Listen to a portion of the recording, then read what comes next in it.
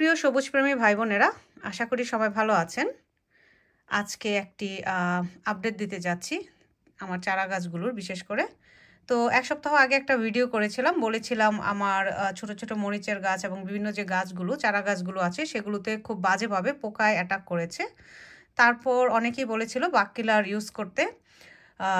তো আমি গার্ডেন সেন্টারে গিয়ে বিএনকিউতে গিয়ে এই বাগ কিলারটা নিয়ে আসি। তাদেরকে বললাম যে কী ধরনের পোকা অ্যাটাক করেছে, তো তারা এই বাগ কিলারটা দিল। তো আনার পরে আমি স্প্রে করেছি। তো আমি এক সপ্তাহে দুবার ইউজ করেছি, মানে দুইবার স্প্রে করেছি।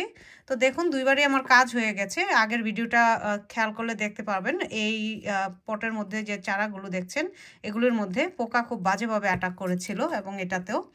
তো এখন আর তেমন পোকামাকড় নেই, সব পোকামাকড় মরে শেষ।